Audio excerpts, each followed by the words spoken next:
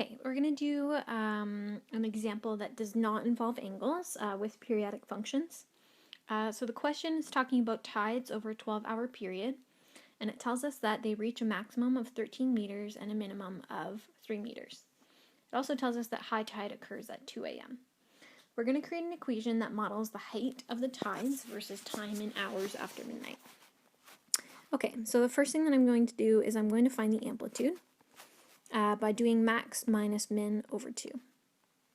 Okay, I'm going to get 5. We can find the k value by doing 360 over the period.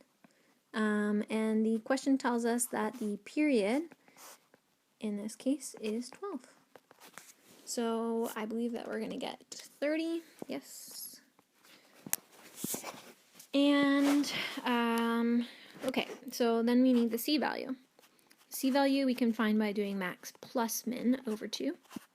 Okay, so 16 over 2 is 8. And the last thing here is our d value. Now, we need to decide whether we want to use a sine equation or a cosine equation. The question tells us that the high tide occurs at 2 a.m. This actually tells us where our max is. And if our max occurs 2 hours after the 0 point, or midnight, that means that our maximum is shifted 2 to the right of the x-axis. Okay, and we're going to use this as 2 to the right for a cosine function. Okay, this is cosine because we have information about the maximum. Okay, so plugging this into our function, we're going to say height at time is equal to 5 times the cos of k, which is 30, x minus 2, so that represents right, plus 8. Okay, and that is our equation. Okay, so the second part of this question is going to ask us to graph the relationship over 24 hours. Now, since I used a cosine equation in this first question, I'm going to start with the key points of the parent function of cosine. Okay, and what I want to do is I want to graph all of these transformations that we just implemented into this function. So here's my a and my c value. So this is going to be 5y plus 8. And my k and my d value. So this is going to be reciprocal of k times x, and then opposite sign of d, which is plus 2. Okay, we're going to take a second and calculate all of these values. Okay, here we go. Notice that my max and my min for the y values here are 13 and 3, just as my question told me. That kind of gives me an indication that my calculations were correct, and the max is occurring at 2 a.m. That's also important because it correlates with what our question told us. So that kind of tips us off that our function is correct. Okay, it's important to double check your work and think critically about it. Okay, so this is only over a 12-hour period. We want over a full 24 hours. So when we go to graph, we're going to extend our cycle a little bit.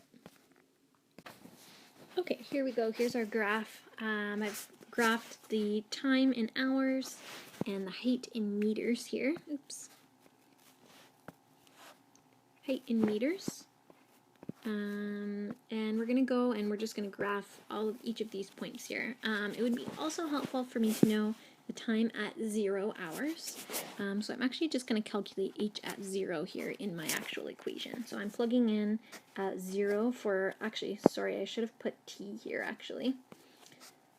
T minus 2, because it's h at t. So I'm going to calculate 5 cos 30, and then just plug in 0 minus 2, plus 8. And when I plug this into my calculator in degree mode, I end up getting 10.5 meters. That just gives me an idea of where to start my graph. It's just kind of helpful. So at least I know where 0 starts at, where midnight starts at, and where the next midnight starts at as well. Okay, so we said 0 at a height of 10.5. Okay, so right about here.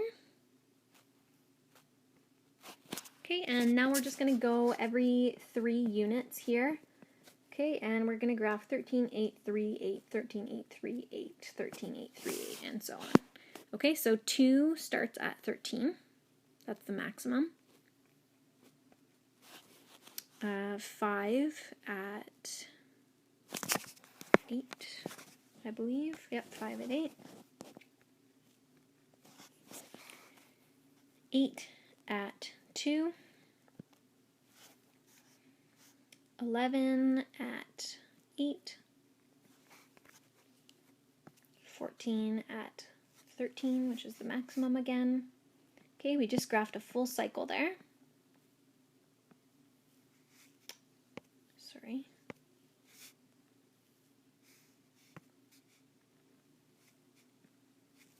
Okay, and we're just going to continue every 3 meters to follow this pathway.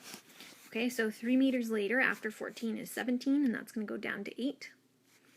3 meters later will be 20, and that will go down to 2, which is here.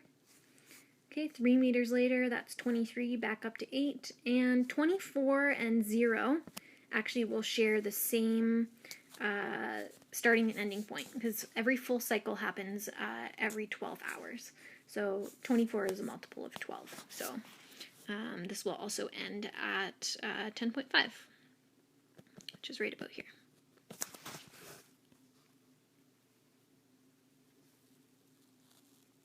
All right, and there's a full cycle.